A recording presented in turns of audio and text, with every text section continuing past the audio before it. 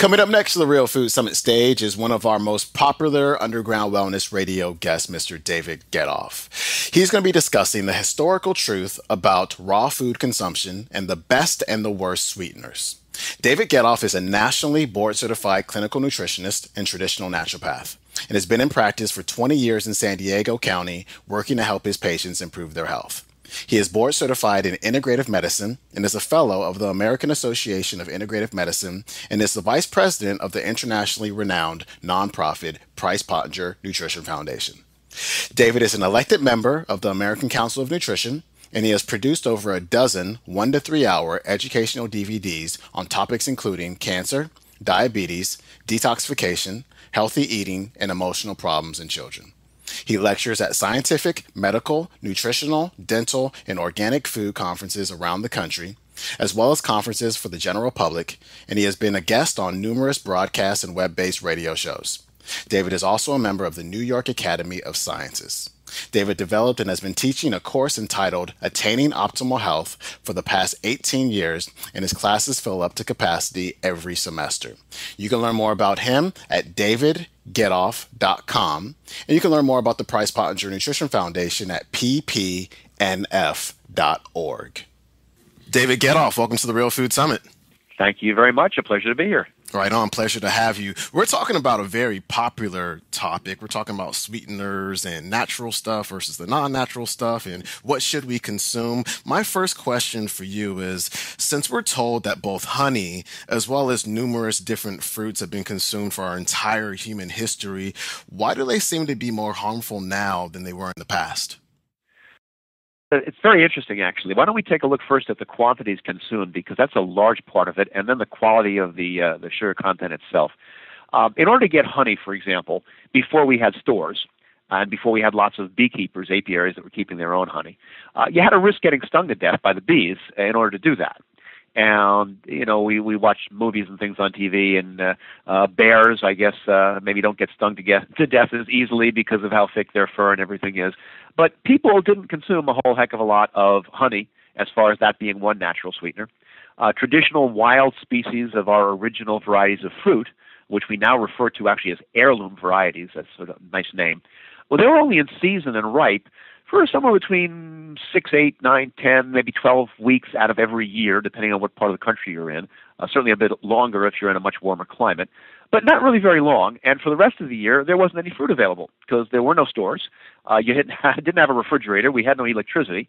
And so you could only eat the fruit during this small part of the year that the fruit was available when you could pick it ripe. So much, much, much less availability for honey, for fruit.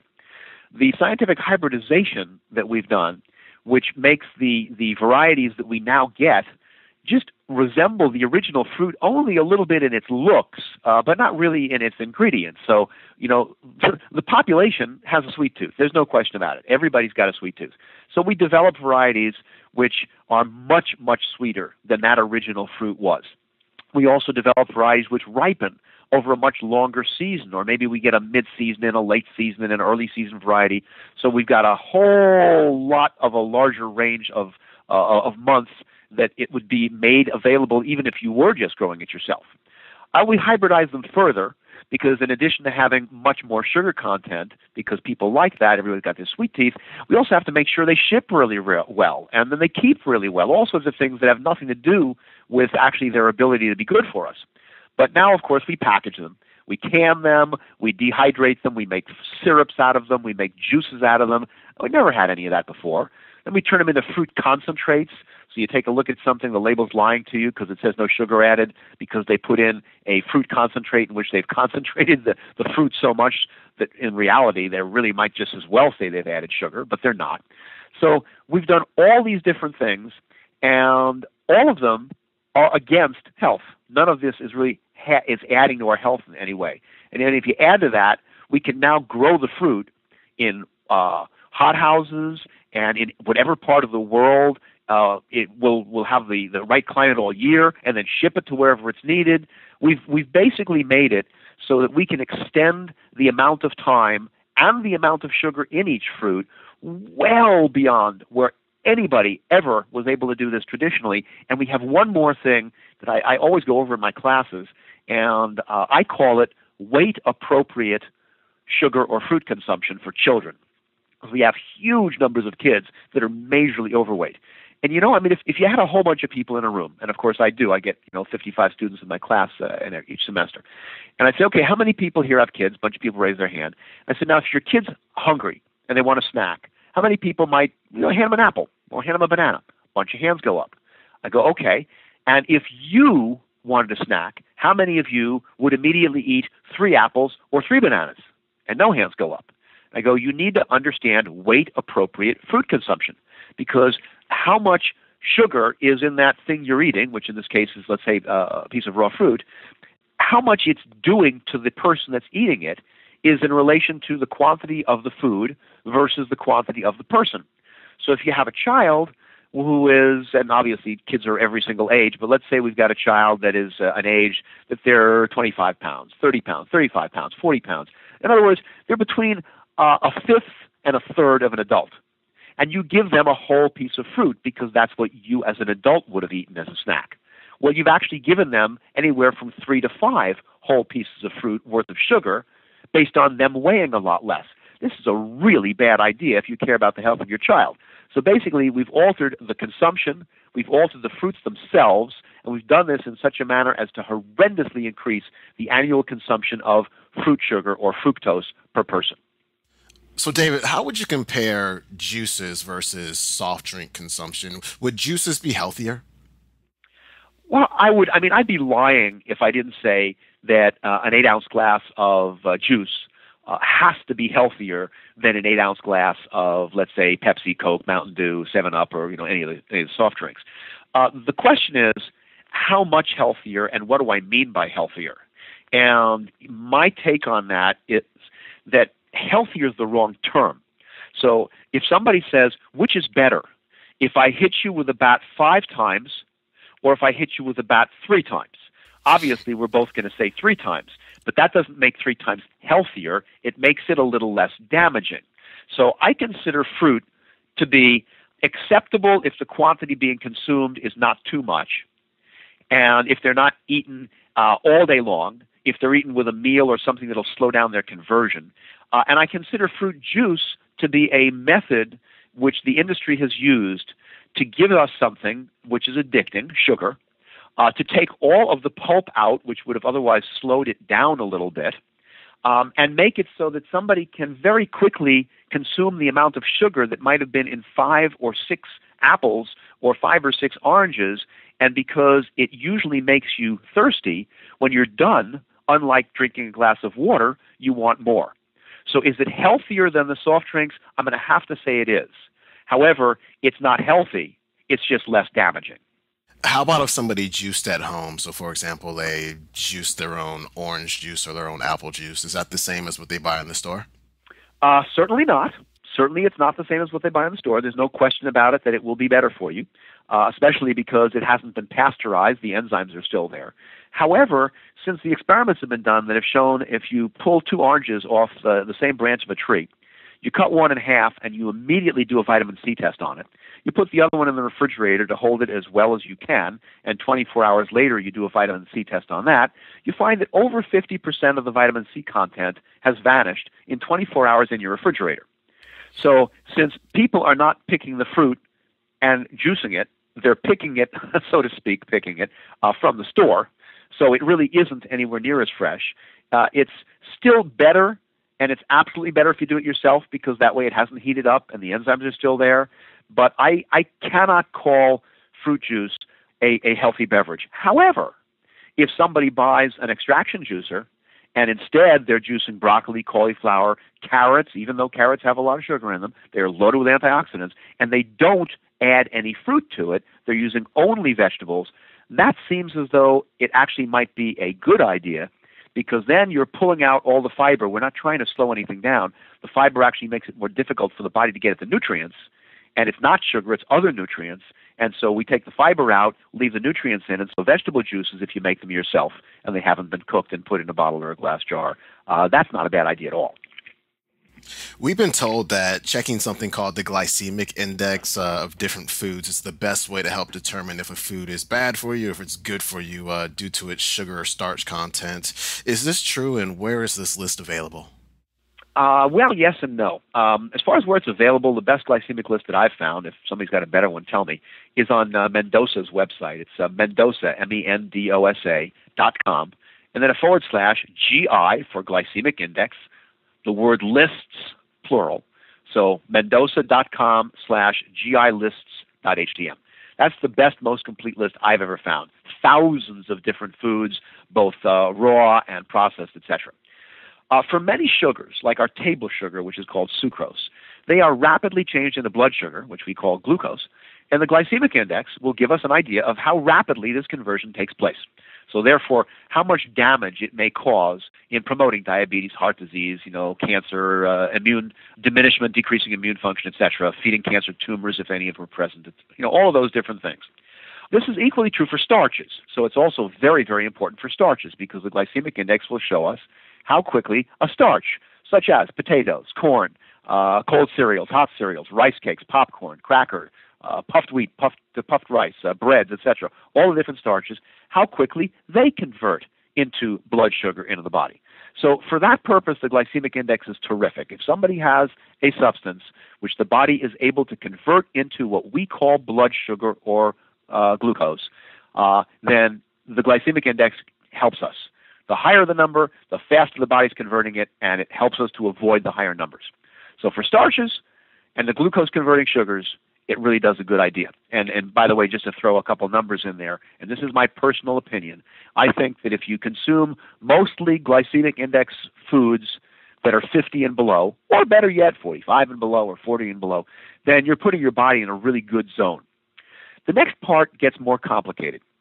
If a sweetener does all of its damage without being converted into blood sugar, we can't use the glycemic index because it's only telling us how much it converts. And if its damage is done without that conversion, then that index doesn't give us any idea of how bad it is. It's only for foods whose damage is caused by their conversion into blood sugar or glucose. This needs to be understood because it's really, really important.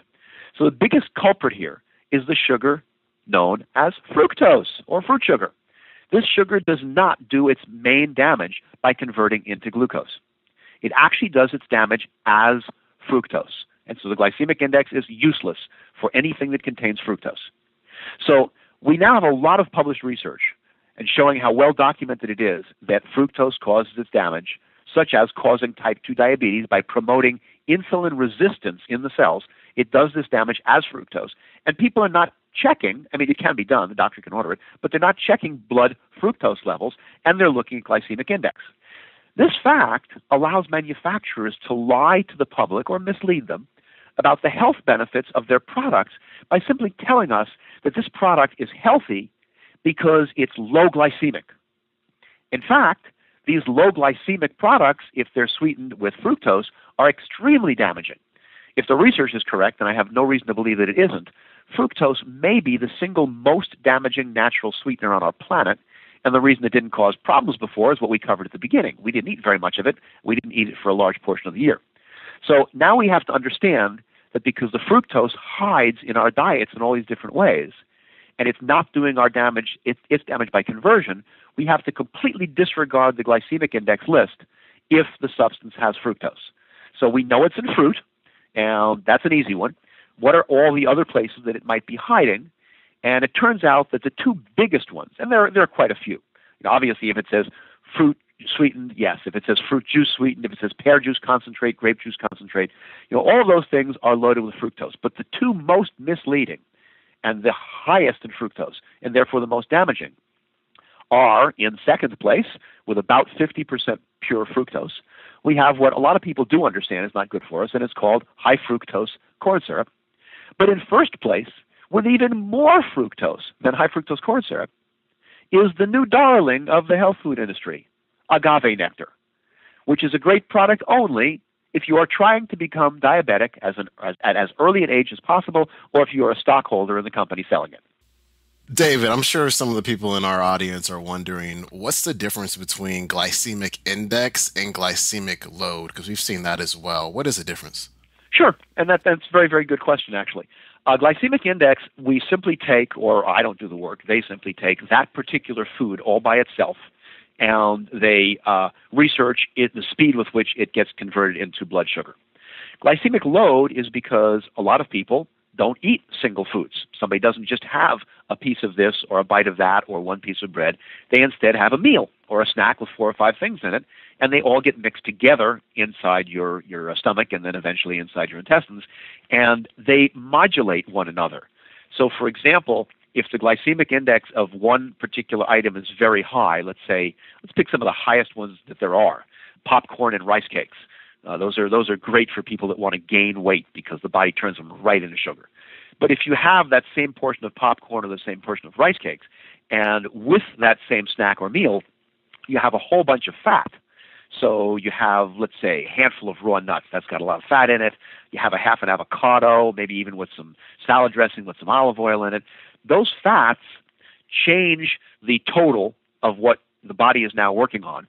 And so we can't just say the glycemic index because there are many things. They all have to be mixed together, and now we instead refer to it as the glycemic load of the total. And the ones that convert more slowly will slow down the ones that convert more quickly and make the bad ones less damaging. Completely turned our listeners' knowledge upside down. How about covering the healthiest sweeteners out there? Okay, sure. My first choice would be the natural sweetener that is generally mispronounced. It's been used for centuries, and it's supposed to be called stevia. Most people call it stevia. The sweetener is an herb. The plant is the Stevia rebaudiana plant, and we just call it stevia. Like I said, most people call it stevia. My favorite brands are Stevita and Sweet Leaf, and that's only because I know that those particular companies, I have nothing to do with them, but they use a water extraction process. They don't use any chemicals. There are no residues in there afterwards. I even produced a video. I did an interview with James May, who's the person who is basically credited with introducing stevia to the United States, and the video's up on my website in the important videos area. In addition, by the way, the spring 2012 issue of the Price Pottinger Nutrition Foundation's journal, for those people that are a member and get our journal, has a really good article that James May just wrote. It just came out a couple of weeks ago. Highly recommend that. So that's my first choice, is stevia. My second choice is a tie, and it's a tie between Yacon, which is Y-A-C-O-N in syrup form, Yacon syrup, and Lohan, which every time I look at it on a different web page, they spell it differently. One of the standard spellings is L-U-O-H-A-N. Sometimes they put a last name on it. It's called Lohan Guo. But Yacon and Lohan would be tied, in my view, as second place.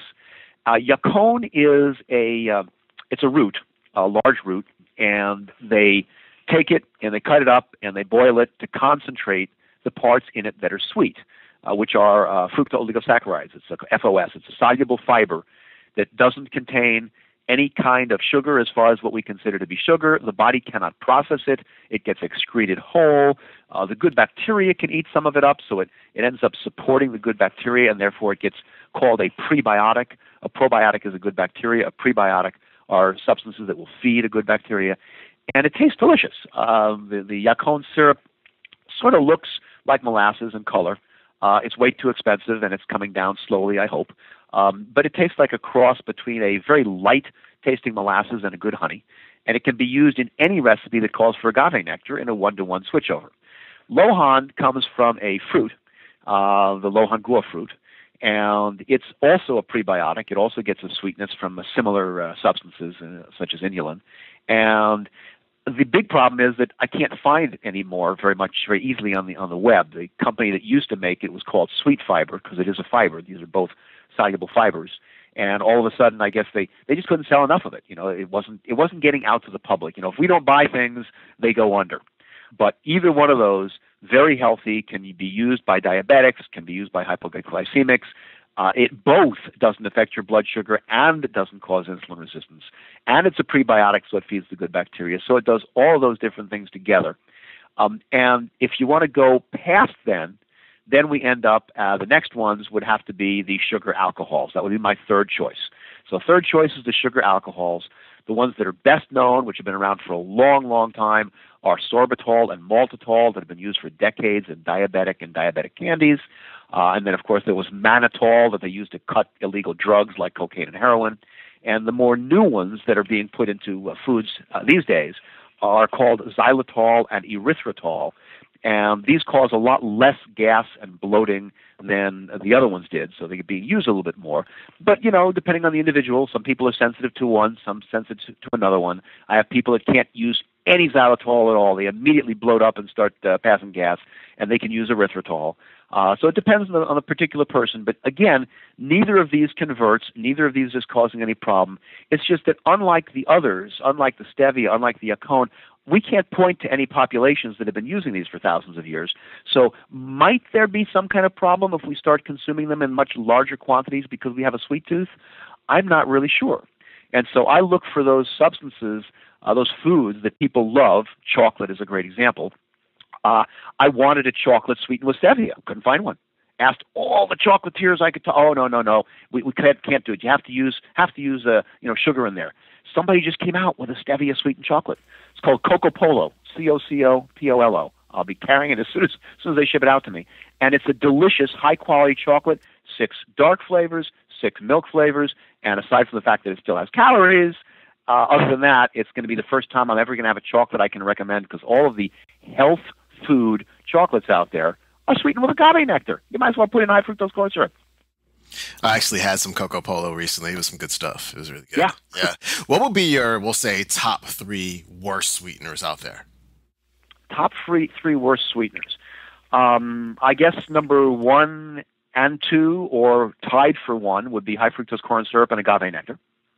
Next after that would probably just be regular sugar, any of the regular standard sugars. You got cane sugar, beet sugar, sucrose, dehydrated sugar, turbinado sugar. I mean, they're all words for the same thing, just sugar. And I don't know if there would be anything else to put in line. I mean, we need sugars the body can metabolize. So the things that we're used to that are really natural would generally be better, but not in the quantities anybody's consuming them. How about the artificial sweeteners? Just a complete no-no? The artificial sweeteners are such a complete no-no that if we had a perfect world, wouldn't that be interesting? Like to live in that for a while with me? They would all be illegal because there are only 2 purposes for an artificial sweetener other than making money for the stockholders in the company. And those 2 purposes are, number 1, to help people lose weight because they're non-caloric, and number 2, to help people who are diabetics because they don't raise blood sugar. The people that are eating them because of them being non-caloric, not because of diabetes, are being misled because 2 gigantic studies were both done by the Dietetics Association, and they were astonished, but both studies properly done by an association that wanted to prove that it worked.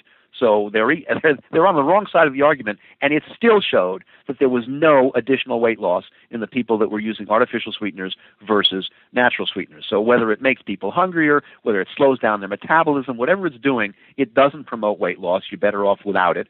And of course, it's something where you're putting a frankenfood, you're putting an alien molecule inside the body, many of which were made, such as a sucralose, in the way we make pesticides. So that's just totally ridiculous.